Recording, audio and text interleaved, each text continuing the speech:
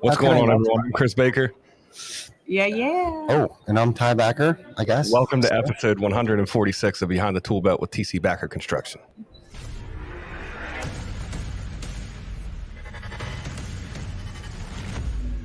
TC Backer. Roofing, siding, windows, gutter, solar. Roofing, siding, windows, gutter, solar. TC Backer.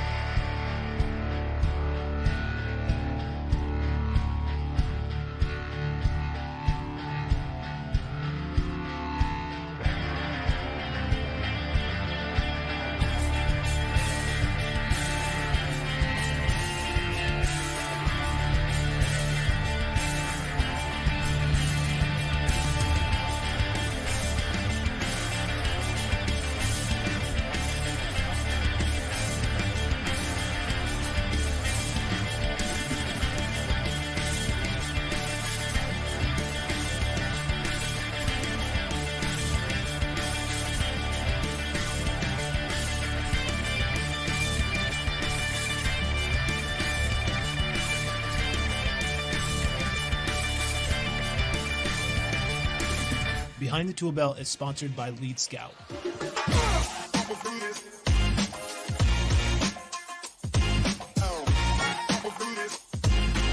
Find out more at leadscoutapp.com. TC Backer family. What's going on, guys?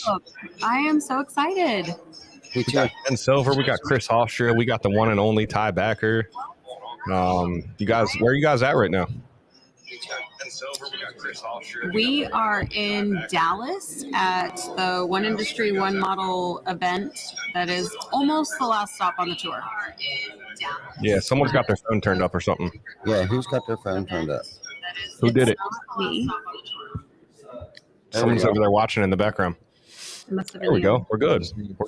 Chris too. You guys are live from Dallas. Chris too. Yeah. Chris one would never do that. I was like, I can hear myself more than once. Yeah, it sucked. Yeah, my poor children. Could you imagine if they had to hear me more than once? Wow. Once is probably Chris enough. one, how many times have you done this? How many episodes? This is 146. 6. So what is that? So 52 and 52 is 2 years. So like We're 2 coming years up on and- 3 year, bro. Almost 3. Yeah, it's crazy. Right Yeah, on. 104 would be 2 years. 156 right? And would be our third year. Wow. 10 more episodes. Yep. That's absolutely amazing. And the consistency, we talked about that a lot, it seemed like Right. this weekend so far. But every Just single keeping week, track, week in, week out. Like, I'm actually really proud of that. You should be. You know what I mean? Like, I've be. never committed to anything in my life. I'm just kidding. Well, no, I mean, that type of a commitment is different than committing to like a relationship or committing to a business, because committing to a specific time every single week, Mhm. I mean, you have to schedule your life around it. Like, Totally. even you did it in Punta Cana. Like, Mhm. I have never seen you not make an episode. Yeah. And so I think you should be proud of that Thank you. accomplishment. Thank you Even very much. relationships we schedule around, Right. right? Yeah. So No, that's good good for you, stuff. Ty. Yeah, well, thank you very Chris much. won. And Chris, and then Vic came on what? Vic. Two years ago. We Yeah, brought Vic's him been in. with us since, I mean, we were before 100, so, I mean, it was honestly probably around episode 40 or something like that. Yeah, Wow. 30 or 40. game changer. For Game sure. changer. I think that's like the scariest part for me around starting a podcast, because I really want to do one on consumer education, but I have fear around not being able or that's a conversation. So not staying committed to it for whatever reason and allowing that to derail. Mm-hmm. And I think often, like, what is the only day I could probably consistently be committed? And it would be like a Saturday or a Sunday, because Yeah. I've got, with kids, different sporting events and things that come up, and I don't have control over those. And so I feel like it would be selfish as a parent to put my podcast time in front of whether or not my son could play basketball Makes sense. or something along those lines. And Yeah. so Yeah, that's the biggest thing though, because Yeah. if I commit to it, I want to be my word and do it. No, and that's a good point, because I know we discussed that. Like, what night works that we can continue to stay consistent with this, and Wednesday night just seemed like none of us had anything that couldn't be moved to either Tuesday or Thursday. Mhm. Yeah. And I know there was probably a couple of times where it was like we didn't want to do it, but we did it, and then there was some objections or obstacles, rather, that had popped up that we still ground through it and just figured out how to do it and got it done. We had lost power, and we talk about this a good bit. It was flooded You one should night. grab that guy to be on after me. Okay. You know, No. he picks. He owns the catch-all. Oh, really? Oh yeah. Oh, that'd be a good If I one. can go snag him after I have to squeeze out of here, that would be a really good I would fill-in. love that. Yeah. Because they're from, not catch-all. I was thinking Equipter. I was going to say they're from our area. Equipter is not catch-all. Not Yeah. catch-all. Jen, just to comment on what you were saying about the podcast. I think that, the when you do it and making sure that you're consistent is, I would say, more important than figuring out what you want to talk about.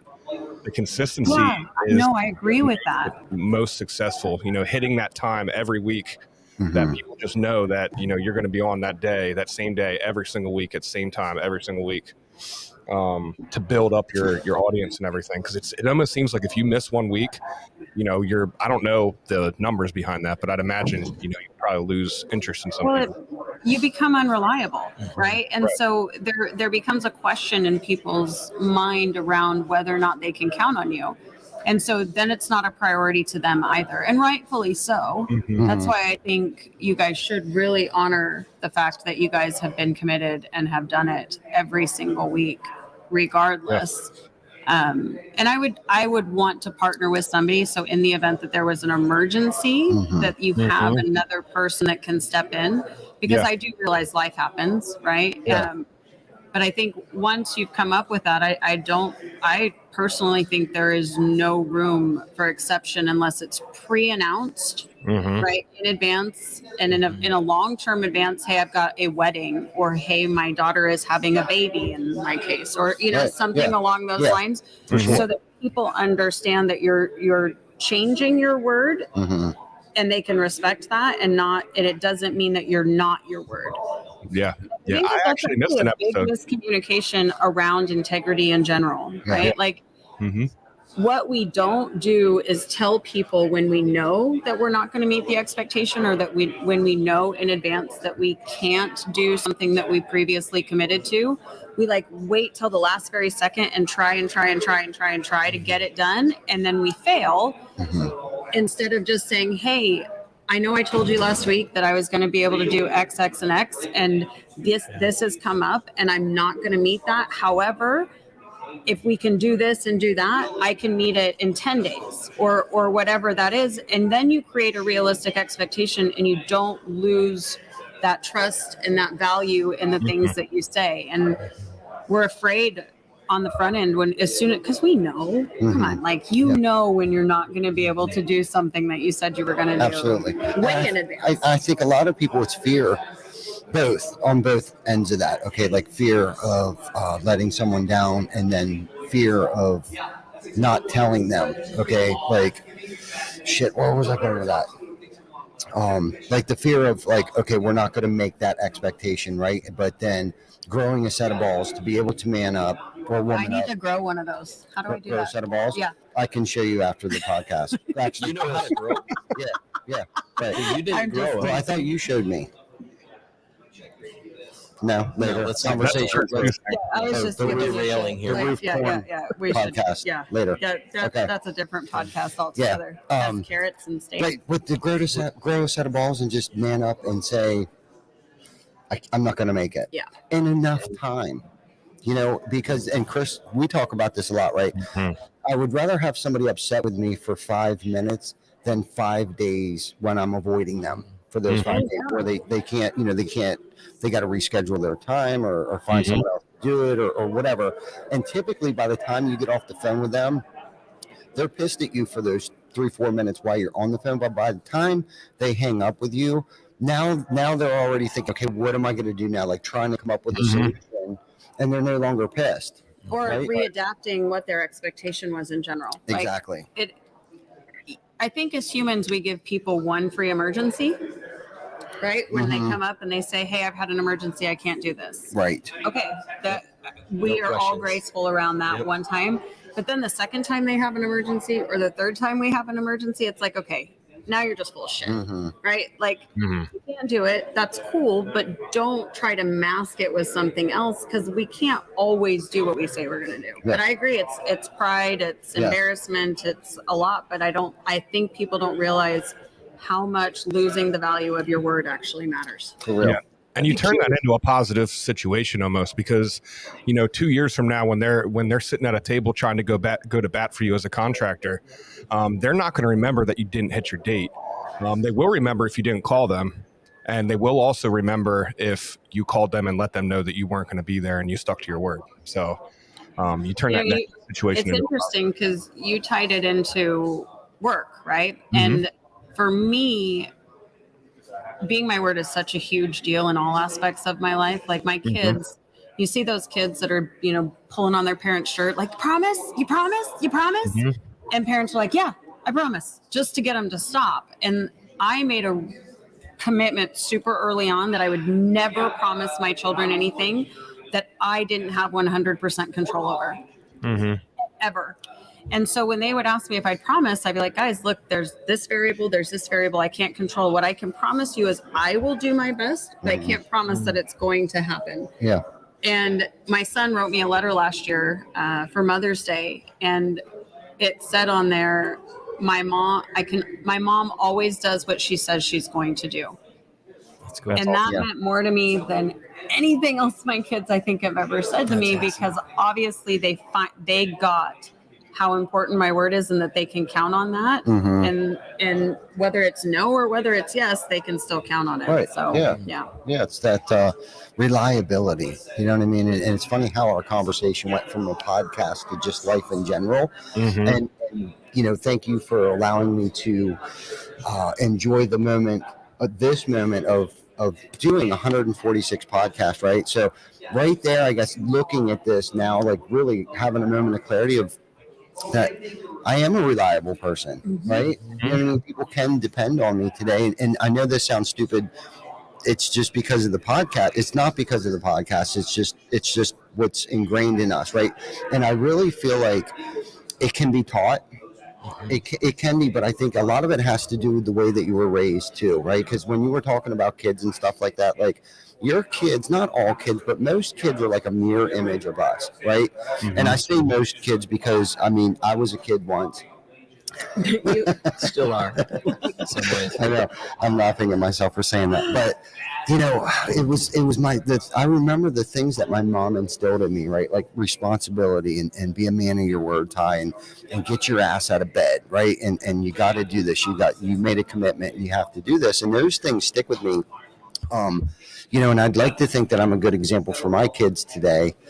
Not to get off on this whole tangent, because really I wanted to talk about the one industry, one model, I guess, or whatever your next plans might be. This I think is important too. But yeah, being responsible, saying what you're going to do and doing what you're going to say, and that's something that we've not only instilled at home, but Chris and a bunch of other people, at work.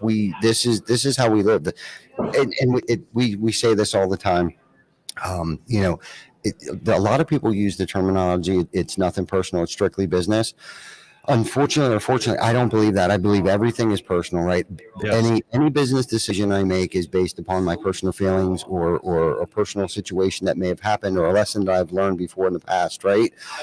So everything is conjunction. If your home life's fucked up, your work life's fucked up. If your work life's fucked up, your home life's fucked up. So and that's just kind of what we try to instill in people, especially early on. Like we've set the standard from the very beginning of just being good people and doing the next right thing. And I think that that's important. And being able to identify when somebody is having challenges, whether they're willing to identify it or not. But the responsibility of having that balance or that comprehension and being able to say, look, I need to step out because I'm not in a good place right now, and I need to remove myself so that I can get my head right, whether it's because of personal or because of work, and then being able to step back in. As a leader, we have to identify that, because our behaviors or our feelings or our energy or whatever word you want to use literally bleeds down. Mhm. And it can ruin everybody's day Absolutely. if we're having a bad day. Oh my God. And I try when I know I'm having one of those days, I don't go out into the office. Yeah, I do not. I don't Because either. I only want to breed positive energy. And I know I wear my emotions on my sleeve. If I'm having a bad day, because I've heard people say behind my back, you might not want to go in there today. Mm-hmm. And I don't want people, I don't want people to walk on eggshells Yeah. around me. I mean, we all have the stressors and the pressures of life and stuff like that. And it's like, and it's not fair for us because we're having a bad day to take that out on somebody else and make them feel like a piece of shit when whatever is wrong with me had nothing to do with them to begin with. You know what I mean? And that's such a selfish trait. Well, we're of all mine. entitled to have bad days sometimes. Correct. Like, we're not expected to be human. And I think when you're a leader, especially when you're an owner of a business, we don't give ourselves much grace. Mm-mm. And sometimes we need to just stay home and decompress and sort through our own shit and go back at it the next day. Mhm. And that's what's so. It doesn't mean anything. It doesn't mean that we're bad. It just means that we're human. Yeah, Yeah. that's a good point. It really is, because I think a lot of us entrepreneurs or leaders or management positions, we feel like we have to be perfect at all times because all eyes are on us. Yeah. At least for me, I take it that way. I've gotten much better at saying, so you probably don't want to talk to me. I need to go lock myself in the office because I am very upset. It has nothing to do with you, Mhm. but I know that it's going to project. So I'm going to go home or I'm going to go do this. And people are like, oh, okay. Yeah. You know, it's that simple. Yeah, Yeah, Those Ty, are sick I'd days like- with personal days. right. right. Ty, I like how you said about, you can't be perfect. And a lot of times people will beat themselves up when they're not perfect. But it kind of leads into goes back to what we were talking about last week, on how important it is just to admit your shit sometimes. Mm. You know what I mean? Admit when you're wrong. Not everyone's perfect. Sometimes you do, use someone as a punching bag that didn't deserve it. And, when you have a good culture, sometimes that's going to happen. And the culture is built around being able to admit when you're wrong and saying, like, yo, my bad. Had nothing to do with you. But unfortunately, you were the first person that I came to that I was comfortable enough to let my shit out to. You know what I mean? Thanks for giving me the freedom to be, right? And I apologize that it came off the way that it did. Yeah. And I think social media makes that worse Mm. because we have this image that we're supposed to create this perfect life with these perfect kids and this perfect spouse and everything just lines up perfect. And it's really hard for people to hear that there is imperfections and that there are things that go on that are not as easy or not exactly cookie cutter the way that they are. Mhm. However, I also think that it allows people to feel free in not being perfect. Yeah. But there's a balance, right? Like if you haven't sorted through it or figured things out or come up with a solution, it can leave people very, I don't know, uncomfortable Yeah, almost. that's But a when good you word. go on and you're like, hey, today was a shit day. Mhm. And I did this, which sucked. And I did this, that sucked. And my kids did this, but this is how I handled it. And tomorrow is going to be a better day because of today and the lessons that I learned. That gives people a lot of grace and the ability to identify and not feel so alone. That is one thing that I think Yeah, that we can do. it's okay to be vulnerable, and share your feelings and emotions with other people. And I think a lot of us, especially as men, we weren't raised to, cry or show our emotions or things like that. And I know, Chris, you were raised that way, and I was raised that way too. But things are definitely a little bit different today, and it's okay to open up and express how you feel to somebody. Not everybody, but find that individual that you can bounce things off of or vent to, right? And don't vent to everybody, because that can become like a disease too, right? Like all he ever does is just bitch, because that radiates a negative vibe as well too. And that's something that, I work on a daily basis. Not that I'm miserable all the time, but not to like generate that negative vibe or that negative energy. I try to pump people up. And I heard something recently about, and this is kind of off topic, but not really, is to praise other people to other people, right? Don't just praise, like, Chris, you're doing a great job, right? But hey, man, Chris is doing a really good job. Mm-hmm. You know what I mean? And continue to keep doing that until it makes their way back to them. right? You know what I mean? Because Much more powerful. yeah, because I know all of us fall into this, where it's like, we're venting to someone like, God damn it, so and so just isn't pulling their weight today, or whatever. Okay, so you just said that to a coworker or whoever, right? So now that's kind of like the persona that they're going to have when they leave your office and they go out there and they're looking at that person like, what a fucking piece of shit, because here I am killing myself all day long. And it's so hard to catch yourself. So I call that negative networking. Yes. Right. And we do it in all aspects of our life. And I think we're the most guilty of doing it inside of our marriage or our relationship, because we go to somebody to vent about our spouse or our parents or whatever. And typically it's your mom or it's your dad. And what happens is that interpretation of whatever happened, because those people are loyal to you and you can do no harm, or you're perfect, Right. because of the way they see that, it takes their view of that other person down. And then you and your spouse reconcile, right? And everything's good again, yet you left that other person still with that negative impression, and it starts to bleed and you almost can't stop it. And then you wonder, why are you so upset with them? They're great. They're like, well, what about this time? Yes. And what about when they did this? And what about when they did this? And you're like, oh shit. And I That started was my that. fault. Right. I started that. And it happens at work, and it happens at home, and it happens with our friends. And Yes. yeah, it is cancer. It is. Unbelievable amount of Yeah. cancer. And unfortunately, sometimes I'm guilty of that. Yeah. You know what I mean? Of creating that cancer and that culture, not the culture in general, but that cancer of just, trying to be positive and that positive vibe. Because listen, we're at work more, at least a lot of us are more at work than we are with our actual home family. Right.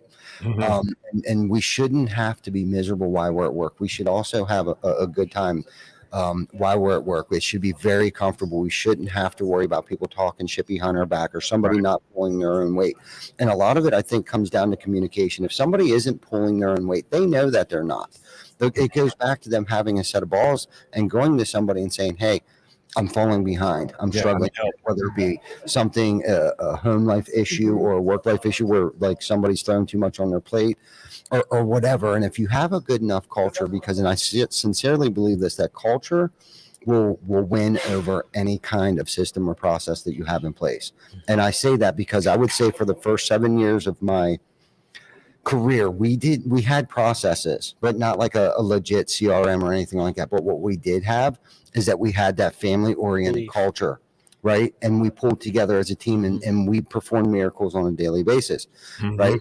But our work atmosphere should be comfortable enough that nobody feels like they're actually going to get in trouble, because that sucks, right? Yeah. Because that affects your workability. If you're comfortable enough knowing that you can go to your manager or your coworker that works in the same room with you, like, hey, I didn't sleep really well last night, this is what's going on or whatever, can you give me a hand? I think if that happened a lot more often and a lot sooner, before the hole is dug so deep, right, and then it gets uncovered, they take a day or two off. Yeah, but see, right, and someone's got to fill their shoes. Grace, but we don't. And see, that's where it gets really hard. Right? Because we can give that to our employees, but it's very difficult as the owner or the leader of the business to go in and say, hey, I don't know what to do here, or I'm not here, or I'm not doing that. And so we get frustrated, and it's kind of the same thing. point. Like you don't know where to channel that energy, and you grab your assistant or somebody that you feel like you have that relationship with,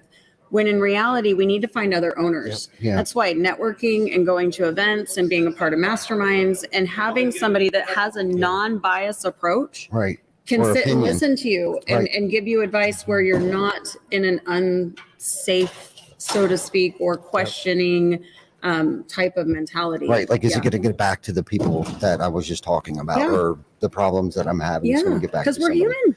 Absolutely. Yeah, it sucks. Well, we're not the only one that wants time with Jen. I know. I have to Oh, excuse true that. myself for dinner. Yeah, that's cool. Brad, are you going to dinner with these? Brad, do you want to jump on? Do you want to come on? Come on, Brad. We got Brad with roofing.com you guys are gonna here. get Brad. Actually, I think Brad's with Cornerstone. Be Brad. It's Come all on the in, same. Brad. It's all the same umbrella. Jen, Thank you guys for having me. Yes, You're Jen, thank amazing. you. I Thanks, love you. Jen. Hey, Jen. Always a pleasure. Okay, you got this? Yep. Okay, sorry. I hate leaving. Nope. Thanks for being here. Yes. Real quick in this intermission, shout out Tom Markle. I seen your comment there, man. I appreciate you hopping on here, checking us out. We're gonna keep trying to do our best, man. And I'm glad if you're happy, I'm happy, brother. But I definitely value the relationship that we're building, and looking forward to building more relationships with you and your company, and continuing to do a great job on your job site, buddy. Man. Thank you. That is fantastic. Yeah. Thank you very much, Tom, for putting that in there. Thank you. He's with Statewide Construction up in Carlisle. That Carlisle job we're doing. Oh, that's fantastic. Thank you so much, Tom, for the opportunity. Our entire family appreciates the opportunity. Mm-hmm. Thank you. Absolutely. So our guest, we have Brad, B-Rad with Cornerstone Construction out of the Arkansas branch. Give us a little down low, Skippy. What is it that you do on a daily basis for Cornerstone? Yeah, so launched the Little Rock branch for Cornerstone back in 2020 as just a branch manager, and moved up to a leadership role in 2021. We went through an acquisition and unwinding of that acquisition, and so now I'm back with Cornerstone, kind of on the exec/leadership team, whatever. And so spend a lot of my day just working on systems and processes and training sales reps and things like that. So creating, for redrafting contracts or improving our sales process, working on automations and refining of our CRM, just kind of all that day-to-day stuff. Yeah. Give us one process that you feel like if with any other roofing contractor that might be listening right now, give us one process that you feel like every contractor should be using right now. So, I think as a part of our process, automations is one thing that I'm big on, and it customer facing and rep facing. So that's one thing that we did in the past year or so with, we use AccuLinks. Pretty much every CRM has got some type of email or text automations built into it, but we find a ton of value in that. And so I would say if you're not using that, to message both your reps to say, hey, this job is aging too long. It's been in this status for too long. And so we're pinging both the rep and like the market manager or the sales manager or whatever and say, hey, this has been here for 21 days. It should have moved at this point. Somebody needs to go look at this job. Or the homeowners to say, the materials coming this day or the crews coming this day, or your job has been invoiced and where's our money at? It's been, 3 weeks or whatever. So using automations for all type of stuff. They're supposed to be transactional. Don't tell the AccuLinks folks. We use them for a little bit of marketing as well once you're in our process. So we'll also use them to say, hey, here's shingle upgrades or ultimate pipe boots or ridge vent or whatever. So we have those automations go as well, and just having that queued up so that when the customer, when the rep sits down with the customer to go over a scope of loss or contract, and they start talking about upgrades the customer's already seen, here's a class 3 shingle, here's a class 4 shingle, or a designer shingle, or ridge vent, or whatever. It's already in their heads, right? And so, yeah, that's one thing that I've spent a lot of time working on is using those AccuLinks automations throughout the entire process. Wow. I think it's cool. Yeah, I really like that. That was a lot of great information that you just shared. Now, something on a personal note, what have you done personally for yourself, whether it be spiritually, mentally, physically, to perform, so you can continue to keep performing at such a high level? Because I know you're a hard driver and you keep pushing nonstop. So yeah, give us some nuggets, man. Probably not enough most weeks, honestly, that I, try to get to the gym and work out. I definitely get inconsistent about that. But try to get out and do something physical. Try to take a weekend off. I think this weekend we're going to try and get out in the woods and go do some camping and hiking and stuff. I think that's key to get away. And I would say that's something that over the past, like really even maybe just the past 60 to 90 days, just realizing that in the past 2 years, I've been traveling so much and just doing so much, and I'm away from home, and I've got young kids, they're 5 and 6, and that's only going to happen once. And so just kind of realizing even now that like, okay, it's okay to leave at 5 o'clock today because there's a baseball game, or like I went to the pumpkin patch with my daughter the other day, and so I missed a half day of work, and just taking that time to do that, because again, it's not going to come back, and there'll always be another roof to sell and things like that. And so trying to I try to have a macro view of work-life balance and understand that can come in phases in life too. And right now the balance may lean more towards work. And so that later in life it can lean more towards personal. But the understanding too that some of those opportunities aren't going to come back. And if I don't have some of that balance on a micro level now too, then it's just going to be gone. Right. And so, okay. So yeah. Do you have something you want to say? Yeah, I don't know if I'm the only one that feels this way, but just along the lines of these processes and the things you've been able to create with AccuLinks and with the business, I think oftentimes we forget, or I forget to do that at home. Sure. Right. So I think of all these great ideas, Mhm. these processes, these automations in the business, At work. but those same skill sets need to be addressed with my wife and with my kids. Mhm. And I think maybe I don't do that because I don't want to like objectify or make them like an object like the business. But the reality is, if we do that to make the business healthier, For sure. why aren't we doing that in the home? Yeah. You know? So I have a couple things on that too. So I have it on my calendar, and again, I'm not always consistent about it, but I have it on my calendar at 8:30 every morning. Text Katie and encourage her, tell her you love her, right? So that when I'm running around or whatever, especially when I'm traveling, again, she'll probably tell you that I'm not nearly as consistent as I'd like to think I am with it, but it's there and I see it every day. And then the other thing for us, get a little personal, is we found that like over the years together, after the kids go to bed, we tend to hop in the shower with each other each night. And it's just like a time to talk and talk about the day and just hang out. And Love that. so that's just kind of thing we do probably, multiple nights a week. We do that, and it's just kind of our time to unwind. So that's a little bit of ritual in our life and kind of an automation, so to speak, to do that. Yeah, I like that a lot, man. I like that a lot.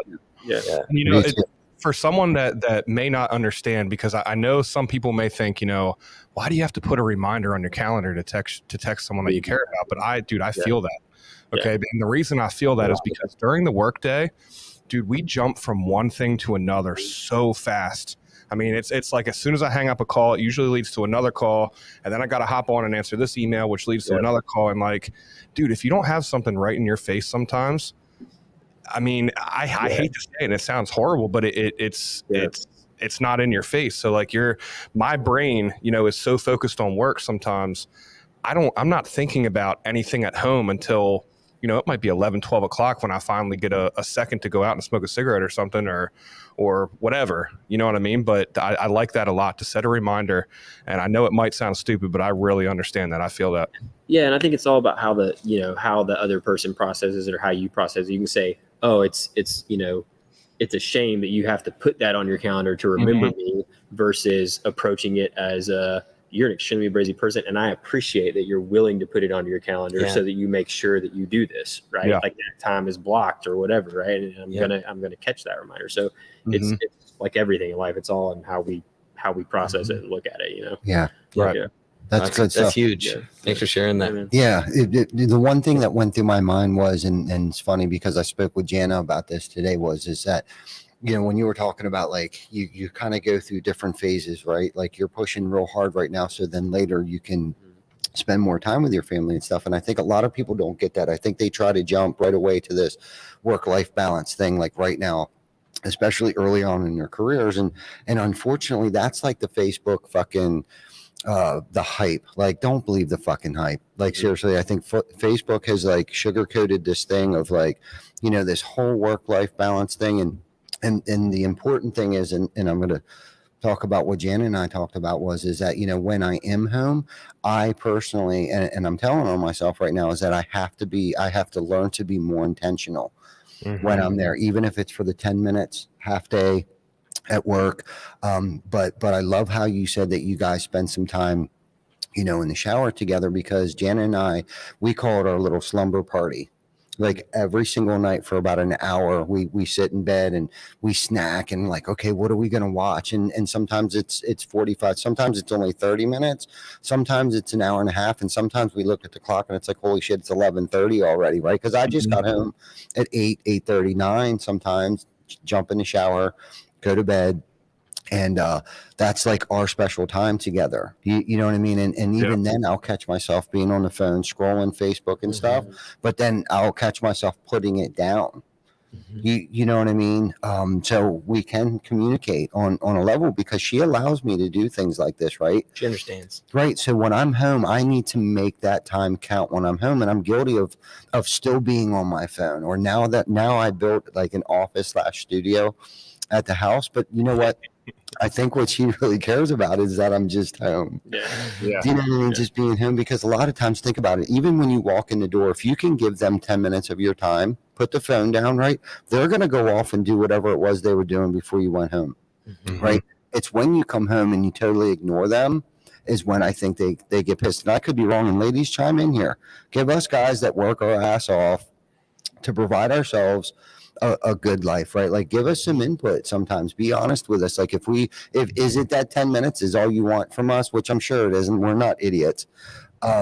But give us some pointers, things that we could do a little better, I guess. Yeah. When Dad gets home, he sets the tone, man. That's going to stick with me for the rest of my life. That's actually a nugget that I got. I wish I could tell you who said it at RoofCon. I just know one of the speakers said it.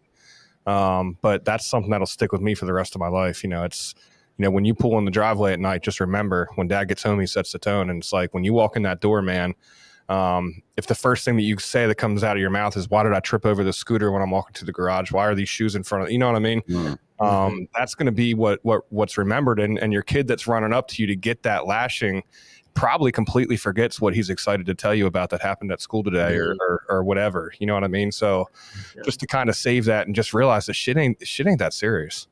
Just serious. Be intentional and give your kids your undivided attention. Give your girl, your wife, your undivided attention, even if it's something that you're not interested in, man. And that's something that I have to do better at too, because I'm so wrapped up in things sometimes, and everything's just so damn important that we lose track of those things. And Ty, you bring up a good point, because everyone is so concerned with that work-life balance right now, and trying to hit that work-life balance too early, it doesn't work, man. You got to put that work in to earn the right to be able to say about work-life balance. You know what I mean? You got to put that work in first, though. So I have a little tidbit on that too, like with the coming home and Dad setting the tone.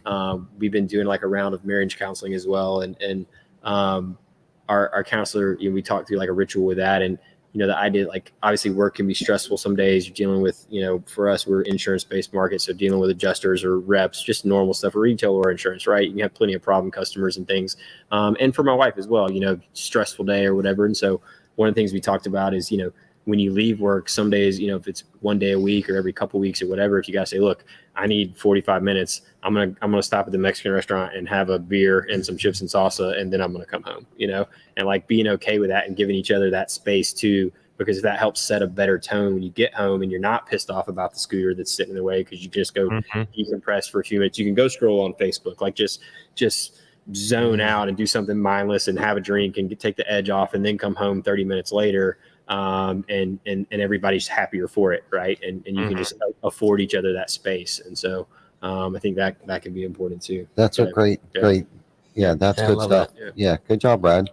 You need to come on the show more often, dude. Trying to be a better person. Right. I think we all are. And that's why I think we all get along so well. And, we've gravitated towards each other, because I think we're all trying to improve our professional lives, our personal lives, and things like that. And guys like us feed off of that stuff. Like, I'm going to take what you have said so far, and I'm going to seriously take that into consideration, those things like that. Now, if I went to a bar, I wouldn't come home. So that's why I was kind of chuckling. I'm just that dude. I don't know what state I'm going to end up in. No chips and salsa, boy. I'll tell you that. 3 cheese dips later, there you are. Right.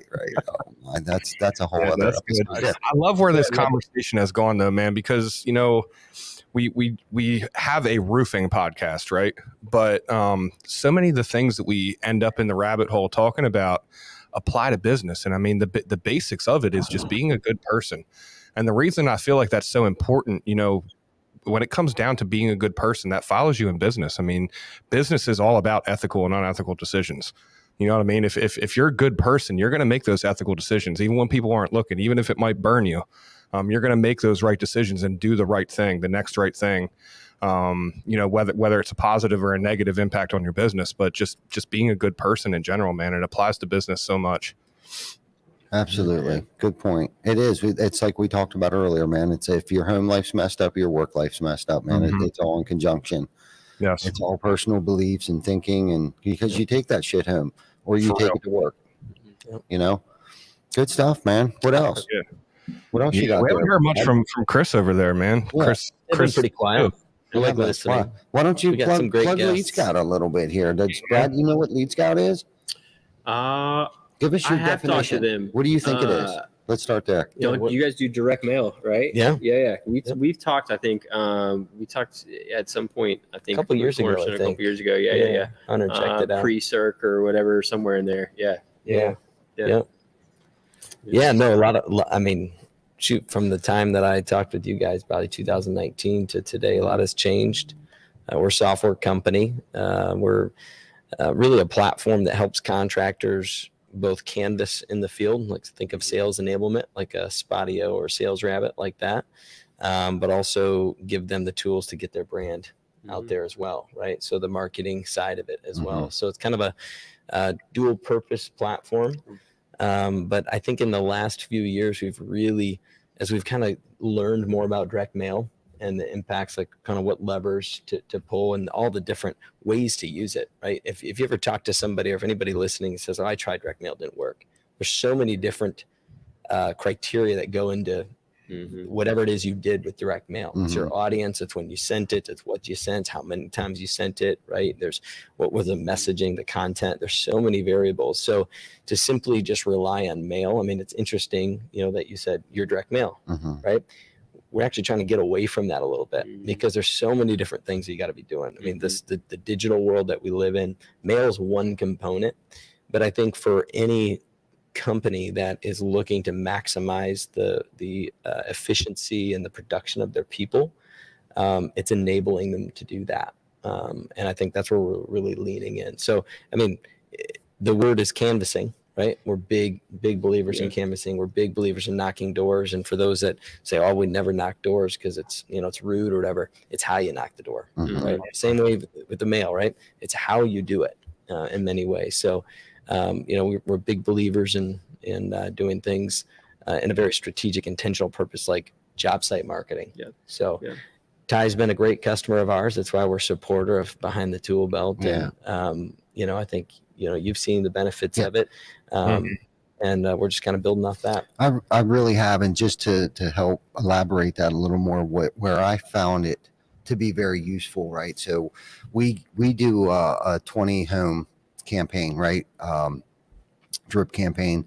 So with those 20 addresses around the build that we recently did, we give our salespeople those 20 addresses so they know what homes to target or canvas, right?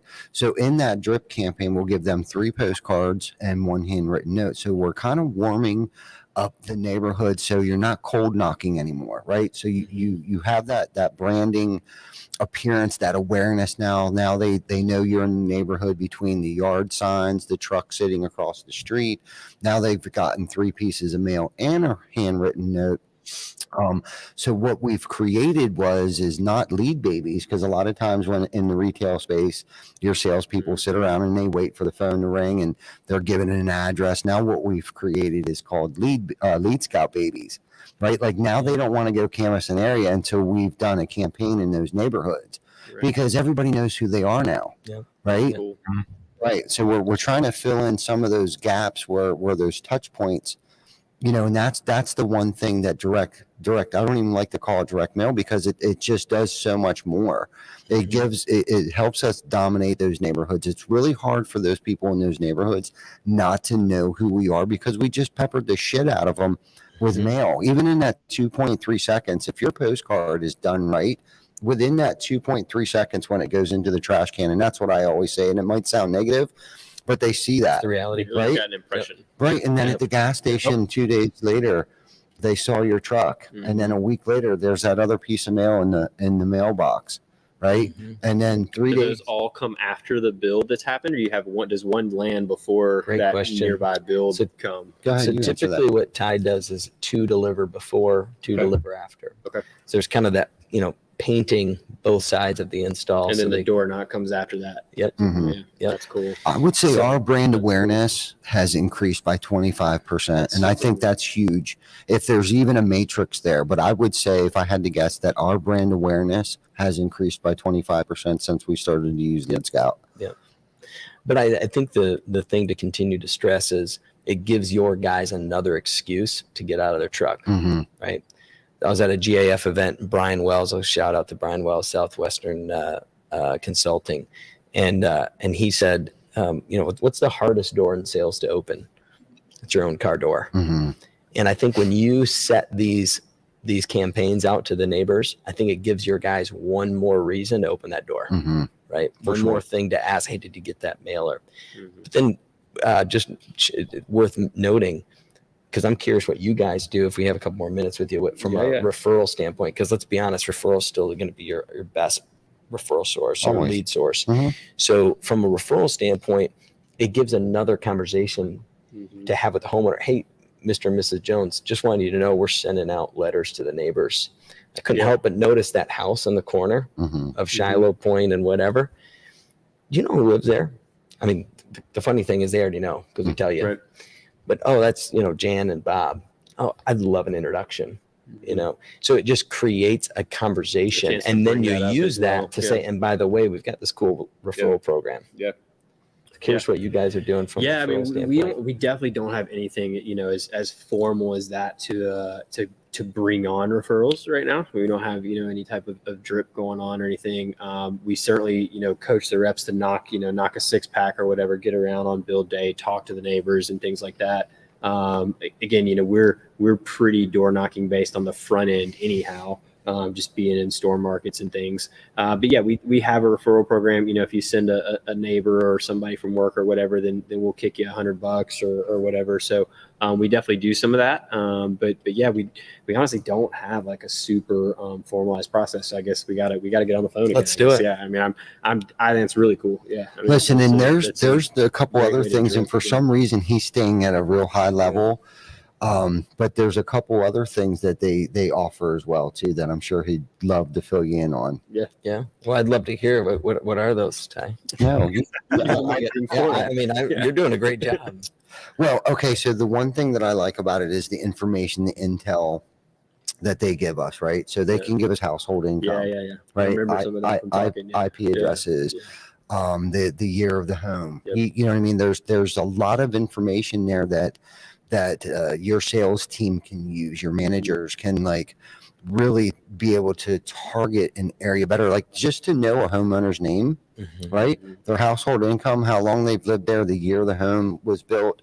I mean, that is deadly information to have, right? And for them to be able to do that for us, not that we couldn't figure out a way to do that, but meanwhile, you're sending out a drip campaign, right? You know their information. Your salespeople have access to all of this information. They already know these people before they get there, right? And then to take it one step further, to get off of the lead scout thing, I'm not even going to get we should stay on that. Okay. For a little bit longer. Right. Okay. Yeah. Because I wanted to say one other thing. Go ahead. I want you to. And I know I'm beating a dead horse, but it's also just additional confidence. Yes. Sure. Right. Yeah. Having information, whether you're able to do something with that household income or whatever, equipping the guys in the field, on the street that are having to open that truck door over and over and over again with some more information, because otherwise it's just this strange, dark house. And the more they know, the more they're likely to just walk up with a smile on their face. Because the reality is because we've focused on the neighborhood you're working, you can always just say, I'm working with your neighbor. Yeah, breaks down some of that resistance to the door knocking. Absolutely. I think, that every rep has. I mean, I don't think there's some people that'll say they love it. I don't know how many people really love just walking up to a door and knocking on it and talking to somebody. Although, our sales meeting, like yesterday, we had one of our newer reps come up. We do this is something that came from Hunter. We do a personal and professional from somebody in the audience, in our sales meeting each week. And so Thomas came up yesterday and talked about, people like working out, going to the gym, and you don't love it. You don't like it being a part of your life, but you got to make it a part of your life. You got to approach it as a positive thing. And so he basically said, got to kind of reprogram door knocking that way is what he's been working on is so gets to a point where just like you don't feel good if you haven't worked out that day, he doesn't feel good if he hasn't knocked the door that day, right? Then it gets to that point where, so maybe you can shift that mentality. But yeah, I was gonna say, I think that resistance too, I think for us, it'd be interesting to see, maybe not for roofs we do right now doesn't intrigue me quite as much, just because like Arkansas has recently had a storm in Little Rock, right? So in a lot of the neighborhoods we're working, there's still work happening, but like probably 80 or 90% of the roofs in that neighborhood at this point have already turned over in the past, 3 or 4 months, right? But for solar would be huge where we're doing solar installs. I think I'm that I'd like to chat about for sure. Because when we see glass go on a roof, if we had a drip campaign happening around that prior to the rep then going and knocking the neighbor's door, would be cool. Yeah. Well, to steal a play out of TJ McCormick's book from today, where he said, I got some news this Friday, but he didn't tell us. we've got some stuff in the works with solar that'll be coming out Alright. really soon. So Yeah. we're excited. Yeah. That's Yeah. awesome. Yeah, it is good Yeah. stuff. It is good stuff, man. This whole conversation, even with Jen, has just been a really good. It's fun. Yeah, a lot of good stuff. So, Hofstra, Yeah. answer some of the questions that I asked him. So, tell us more about Lead Scout. Like, why Lead Scout? Yeah. How did you gravitate to that? Yeah. So I got brought in 2019. I'd sold a trucking logistics business, been trucking for over a decade, and just kind of fell in love with it. I actually went and door knocked with one of our early customers, local customers, roofing company. We had the largest hailstorm on record in Battle Creek, Michigan, the cereal capital of the world, actually. And went door to door. Just, it was shooting fish in a barrel, to be honest with you. Sure. But there's something about that experience that has translated to what we're building with the app today. And that is when I was told to go down to Battle Creek, and I had an hour commute, and I'd spend 12, 14 hours a day down there 6 days a week. When I'd go down there, it was just start somewhere. There's no direction, right? And I guess in many ways I didn't need it because I could pick any neighborhood, But as a salesperson, even as an owner of a company, all three of us, it's good to be told what to do sometimes or where to go. And I think for a lot of sales guys, being able to say, here's where I'd like, here's the list, right? Make it bite size, make it manageable, make them be able to achieve it. Because if they achieve it, then they feel a lot better. Right. Then they're ready to do it again tomorrow, right? Mm-hmm. And so, I look at that experience, I say, well, I just would show up and just kind of have to make it up. Well, what if my boss had given me a tool where it's like, here, Chris, here's your 50. Mm-hmm. And here's all the information on them. Let me know when you're done with those. I'll have 50 more for you.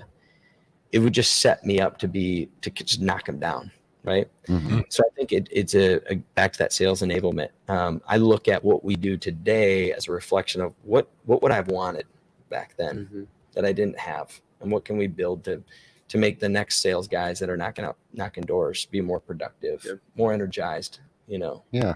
So again, high level guy, but Yeah. I think, from a just software as a service, that's what we're trying to do. We're Yeah. trying to make companies make their people more effective. And we can use IP targeting and digital ads and mail and all that fun stuff. Yeah. Be a part of that equation. Mm-hmm. But the real magic happens when the salespeople are motivated to Right. self. Like I said, it's warming up the neighborhoods, right? Yep. It's warming it up. It's not guaranteed that it's going to make the phone ring. Now, don't get me wrong. We have had the phone ring Absolutely. due to was that an airplane here? Yeah. That went on top? Here. Okay. Yep. But once it's warmed up, right? I think we have to work regardless, right? You got to work for anything, but you're working twice as hard without the direct mail going out, without not having that customer's information, potential customers' information before you go out there. You don't have to work as hard. Right. Yep. Is what it does. Kind of just setting up. And what's cool about this, and this is the thing that we did, we added that campaign into the overhead of that one job that we sold. So basically it's being paid for. It's already paid for. Yep. Now get off your dead ass and go out and knock some fucking doors. We just warmed this thing up for you. Right? Oh yeah, we know who you are. Yep. And half the time they don't even know where they saw you at. Right? Because they threw all 4 pieces of your fucking mail away. Yep. But that branding had happened along with a couple other things. I know Cornerstone has a bright yellow and blue truck. You know what I mean? Imagine sending out, bright yellow and blue postcards, right? I mean, that's just one more touch point. The yard sign down the street, the postcards, the truck at the gas station in the morning. You know what I mean? And now your guys are going out and canvassing these areas with whatever colors that you guys wear as far as shirts and hats and stuff like that. They're not going to be strangers now. Yep. Yeah, great point. Great Yeah. point. So be red. I gotta hit you with the famous question here, man. Do it. All right. There's a standard question I'm getting ready to get here. Yeah. Yeah, we ask every new guest that comes on the show this question. Right. Chris too has already answered this question. I think actually maybe twice he's answered this. But so being a successful person, someone that runs a business and everything, how do you, or what motivates you? And I don't mean just like what motivates you personally, but like what motivates you to get up and perform at a high level every single day, through all the bullshit and everything that you deal with? What's that motivating tool? Yeah, I mean, I think, it's definitely not any one thing. I was telling Ty earlier, we were talking some, and I was just saying, this is never an industry that I expected I would be in. I've got 16 years commission time as an officer in the Army, and my degree is in outdoor education. So I spent the first 10 years of my professional life working with kids and teens in the outdoor team building, and primarily worked in a adventure-based counseling setting, so a clinical therapeutic setting, using the outdoors as a vehicle to reach clinical treatment goals. And so for me, all that to say, like, leadership and mentorship and helping people grow has always been a part of what I've done. And so I think that's a big part of it. We have, I do love being on a roof. Never thought I'd be in this industry. I love watching shingles go on a roof. Like, that's probably nothing I'd rather do on a day, just like hang out on the roof and just watch shingles go on and hang out with the crew.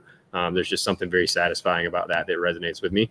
But then secondly, we have a number of folks on our team that are in recovery, going through substance abuse recovery and things like that, and have got, various years clean.